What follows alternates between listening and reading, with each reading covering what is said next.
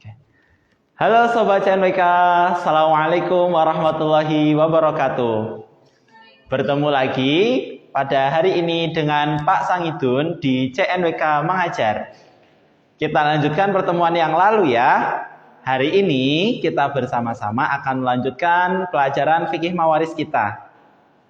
Pada kesempatan hari ini, Pak Sangidun akan menyampaikan tentang siapa sajakah yang menjadi ahli waris kita. Semak dengan baik-baik ya sobat. Kita awali dulu pelajaran kita pada malam hari ini dengan membaca bismillah bersama-sama. Bismillahirrahmanirrahim. Oke. Pada pertemuan yang lalu, kita sudah belajar tentang apa itu fikih mawaris, apa dasar hukum fikih mawaris, dan bagaimana ketentuan-ketentuan dalam fikih mawaris berkaitan dengan sebab, kemudian penghalang seseorang untuk mendapatkan waris. Pada malam hari ini, kita akan belajar tentang siapa itu ahli waris dan siapa sajakah menjadi ahli waris kita dan berapa bagiannya.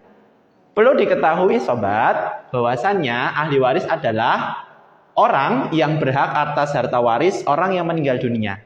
Jadi ketika seseorang itu meninggal dunia, meninggalkan harta waris, itu ternyata tidak semuanya mendapatkan bagian. Oke, kita sudah pelajari kemarin ada beberapa syaratnya. Ayo, bisa kita ingat bareng-bareng. Pertama, dia harus sama-sama muslim. Jadi ketika berbeda agama menjadi penghalang. Kemudian tidak melakukan pembunuhan terhadap terhadap pewaris. Kemudian adanya hubungan baik perkawinan, sebab nasab ataupun kemerdekaan. Pada prinsipnya dalam kewarisan Islam kita menganut asas atau prinsip bilateral. Apa itu prinsip bilateral? Prinsip bilateral dalam fikih mawaris adalah kewarisan dalam Islam itu terdiri dari jalur laki-laki dan dari jalur perempuan. Seseorang laki-laki bisa mewarisi dari ayahnya, bisa mewarisi dari ibunya. Begitu juga untuk garis ke bawah, bisa mewaris kepada anak laki-laki, bisa juga mewaris kepada anak perempuannya. Nah, ini yang membedakan sistem kewarisan Islam dengan beberapa sistem kewarisan yang lain. Yang mana, contoh dalam kewarisan adat di Indonesia, khususnya di Minangkabau, jalur kewarisan itu hanya ada kepada keturunan perempuan. Sedangkan dalam Islam, kewarisan ini menjadi dua sisi, baik dari laki-laki ataupun ke perempuan.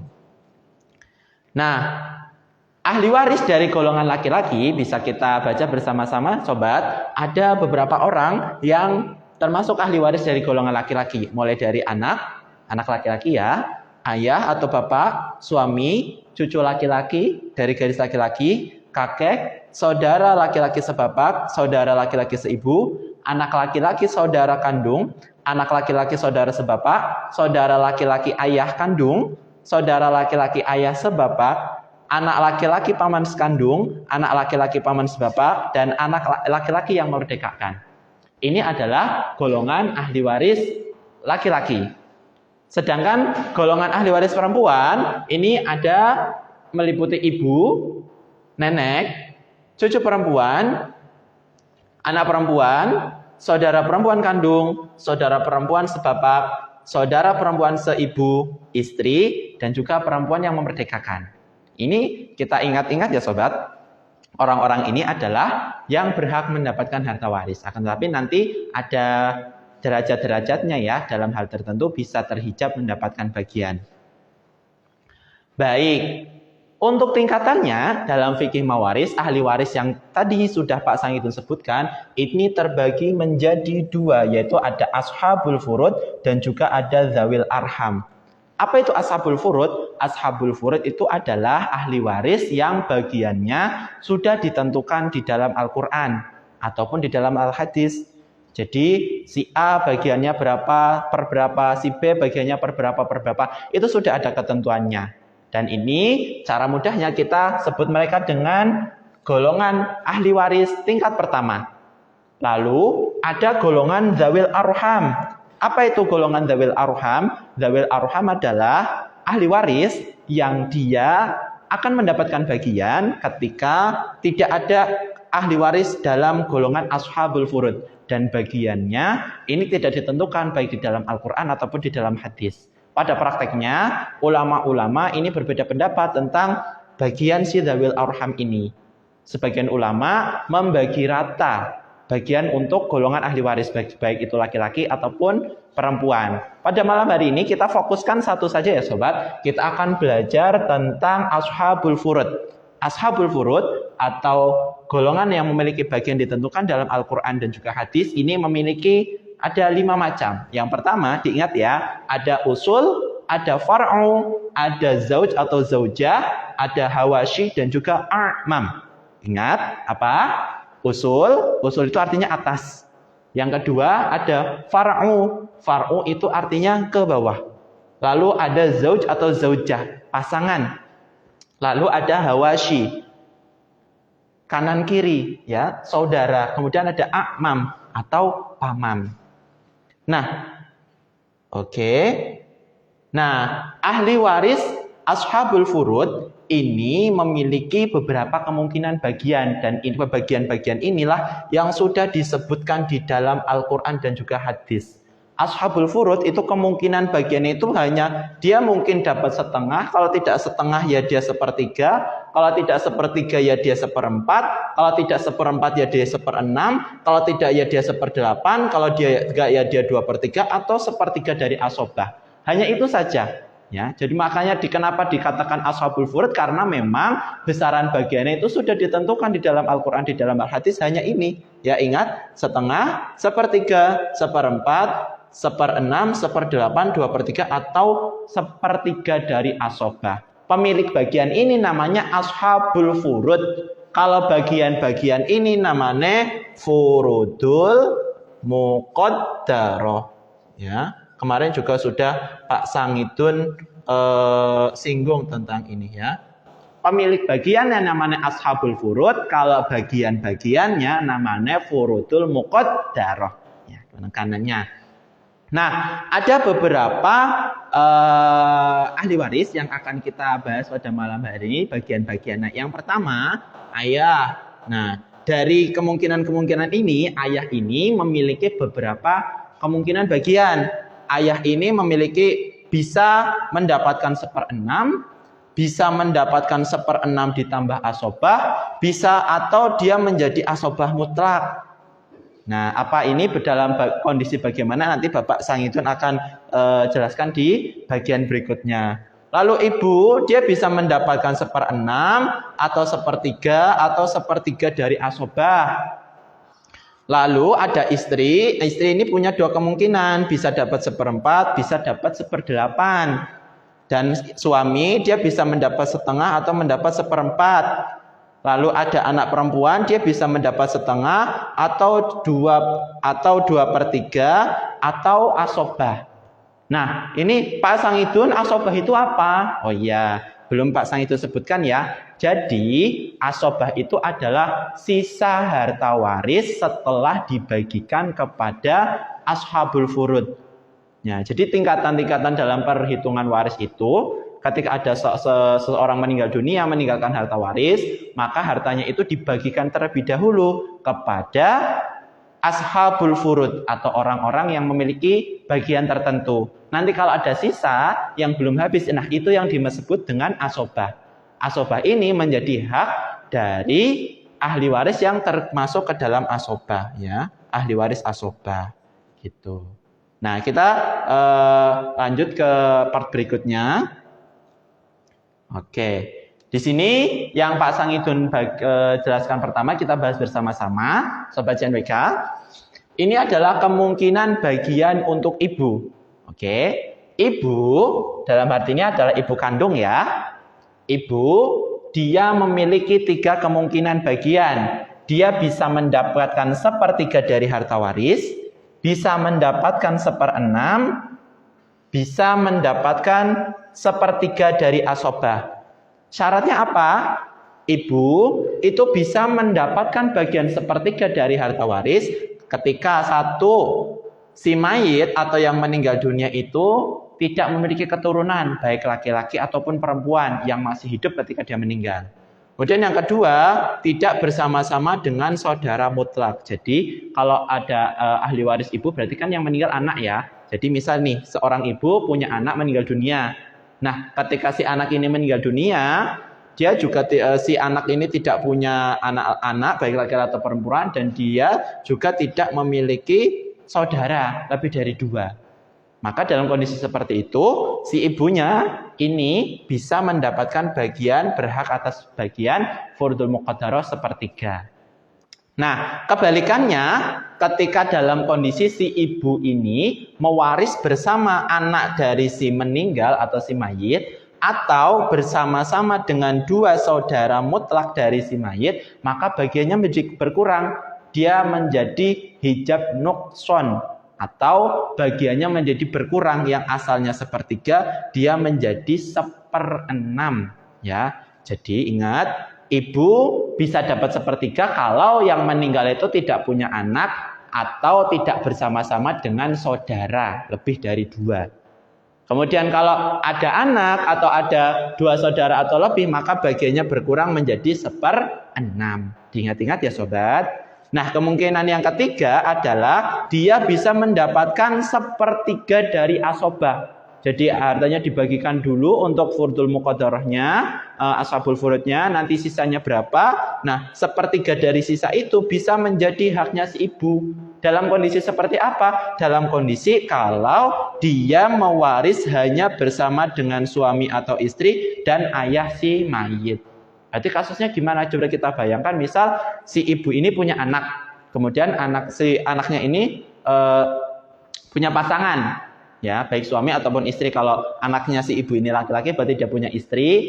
Kalau anaknya dia perempuan, berarti dia punya suami. Kemudian anaknya itu belum punya anak lagi, berarti si ibu ini tidak mewaris bersama cucunya, juga tidak memiliki saudara. Jadi si ibu hanya mewaris bersama menantunya dan juga suaminya, maka dia berhak mendapatkan 1/3 dari asobah. Betul. Bisa dipahami ya untuk bagian dari ibu.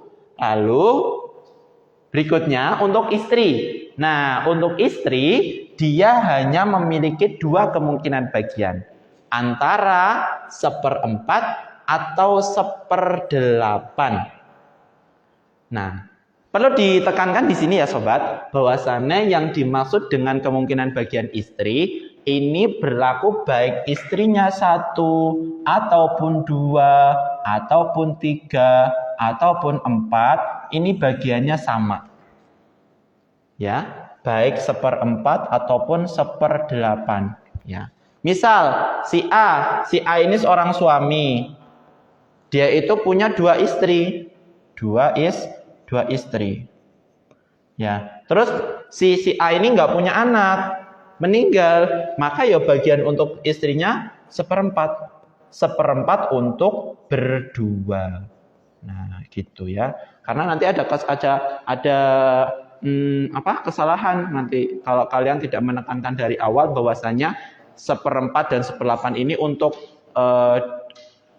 istri-istri, tidak hanya 1. Istrinya 1, istrinya 2, istrinya 3, istrinya 4, itu ya bagiannya segini, tidak per orang. Nah, bagian 1/4 ini adalah ketika jika mewaris tidak bersama dengan keturunan si mayit. Jadi istri ini bisa mendapatkan 1/4 bagian dari suaminya, mantan suaminya sudah meninggal itu, ketika si suami tidak memiliki anak. Ya. Lalu gimana kalau istrinya punya anak? Ya nggak urusan, karena kewarisan ini adalah berdasarkan kepada si yang meninggal. Itu ya. Jadi kalau suaminya tidak punya anak, maka si istri ini bisa mendapatkan 1/4 bagian. Kebalikannya, kalau si suami ternyata ketika meninggal itu memiliki anak, baik laki-laki ataupun perempuan, 1, 2, 3, atau 4, dan seterusnya, maka bagian si istri ini menjadi berkurang, menjadi 1/8. Sama seperti ibu tadi, bisa mendapatkan 1/3 kalau tidak ada anak. Tapi kalau ada anak, dia menjadi 1/6. Si istri kalau nggak ada anak itu 1/4, kalau ada anak dia jadi 1/8, namanya hijab nuqson. Nah, lalu ada kemungkinan bagian untuk ayah.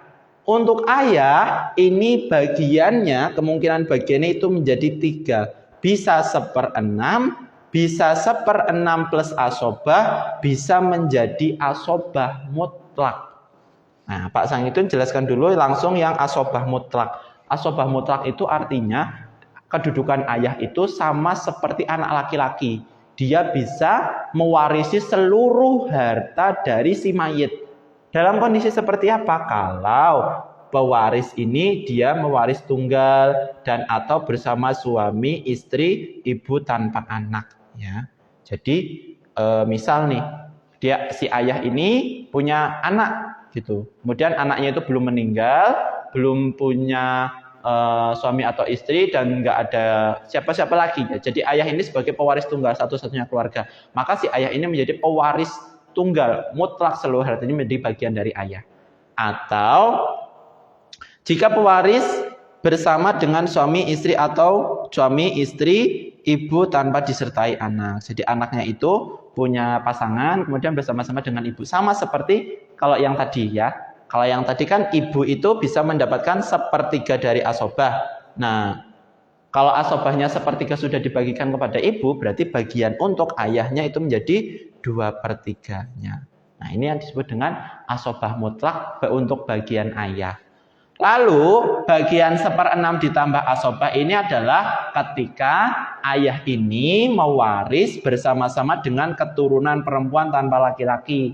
Artinya si meninggal dalam arti adalah anaknya si bapak ini cuma punya anak-anak perempuan. Misal anaknya si A ini meninggalkan ahli waris ayah dan juga 2 anak perempuan. Nah, 2 anak perempuan itu bagiannya adalah 2/3 dari harta. Nah, ini kan tidak ada ahli waris asobah, maka bagian untuk ayah dia adalah 1/6 ditambah asobah. Maka dihitung dulu 1/6-nya berapa, kemudian 2/3-nya berapa, diberikan masing-masing. Nanti kalau ada sisanya menjadi haknya ayah. Itu untuk kemungkinan yang 1/6 plus asobah. Lalu kemungkinan yang 1/6 ini adalah jika mewaris bersama dengan keturunan laki-laki. Nah, baik keturunan laki-laki bisa berarti kalau dalam kasus ini ditambah di sini ada anak laki-lakinya. Ini maka bagian ayah menjadi 1/6 saja tanpa disertai asobah. Kenapa? Karena nanti otomatis asobahnya itu jatuh kepada sang anak laki-laki. Apalagi di sini ada anak perempuan, ini asobah ma'al ghair bersama-sama, karena anak laki-laki mewaris bersama anak perempuan, maka dua-duanya menjadi asobah. Bagian anak laki-laki 2 kali lipat dari anak si perempuan. Ngoten. Kemudian berikutnya untuk bagian suami ini bisa memiliki 2 kemungkinan bagian. Ketentuannya sama seperti bagian istri. Kalau istri dia 1/4 atau 1/8, syaratnya tidak ada anak atau ada anak. Kalau suami dia 2 kali lipatnya istri, ya. Jadi suami dia bisa dapat bagian setengah kalau si istri meninggal tidak punya anak, ya. Ini sini. Mewaris tidak bersama dengan keturunan si mayat baik laki-laki atau perempuan. Ya, jadi suami istri menikah, tidak memiliki anak, kok istrinya meninggal lebih dulu, maka si suami ini berhak atas setengah dari hartanya si istri. Kalau sudah punya anak, maka bagiannya berkurang menjadi 1/4. Nah, ini salah satu contoh bahwasanya bagian laki-laki itu 2 kali dari bagian perempuan, ya dalam hal bagian suami istri ini. Kalau suami meninggal tanpa anak setengah, kalau suami ini mewaris tanpa bersama dengan anak, ini bagiannya setengah. Kalau istri mewaris tanpa anak, dia bagiannya 1/4. Begitu seterusnya. Lalu yang terakhir kita bahas pada malam hari ini adalah untuk anak perempuan. Nah, Pak, kok nggak ada anak laki-laki? Ya, karena anak laki-laki itu tidak tergolong ashabul furud, melainkan dia itu golongan ahli waris asobah mutlak. Jadi anak laki-laki itu nggak ada tuh bagiannya setengah, 1/4 kayak gitu, tidak ada, melainkan dia langsung asobah, ya langsung harta. Dihitung dulu untuk ibunya berapa, bapaknya berapa, nanti sisanya langsung diberikan kepada si anak laki-laki. Nah, kalau anak perempuan tidak. Anak perempuan ini punya 3 kemungkinan bagian. Dia bisa dapat setengah, dia bisa dapat 2/3, dia bisa menjadi asobah. Dalam kondisi seperti apa? Anak perempuan dia bisa mendapatkan bagian setengah kalau mewaris sendirian tanpa anak laki-laki. Berarti dia sebagai anak perempuan anak tunggal, ya, anak tunggal dan perempuan. Ingat ya, anak tunggal dan perempuan. Maka dia bisa mendapatkan bagian setengah dari harta waris, baik dari ayahnya atau dari ibunya. Kenapa? Ya karena tadi Bapak saya itu sudah sampaikan di awal, prinsip kewarisan dalam Islam itu adalah bilateral, dari jalur laki-laki ataupun dari jalur perempuan.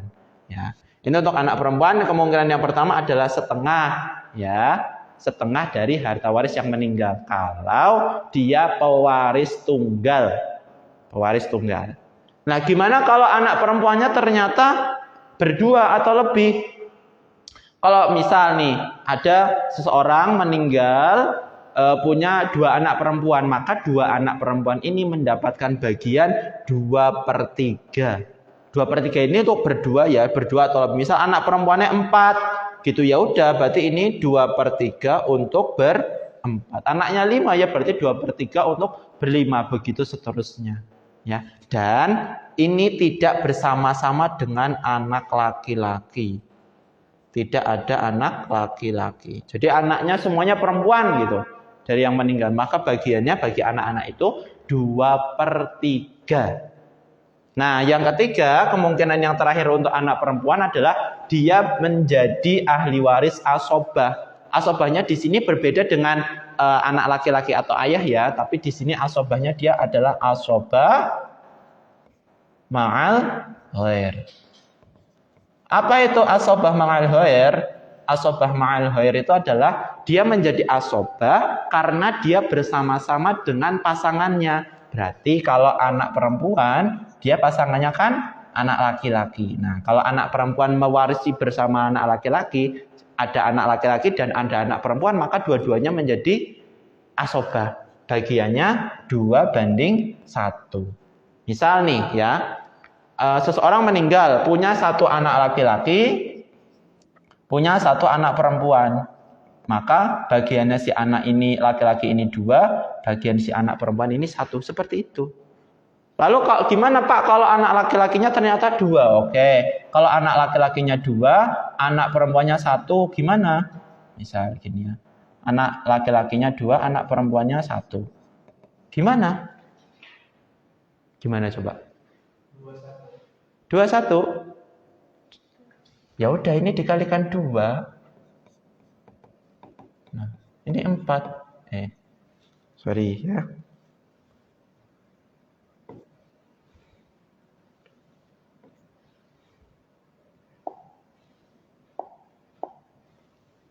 Nah, sudah.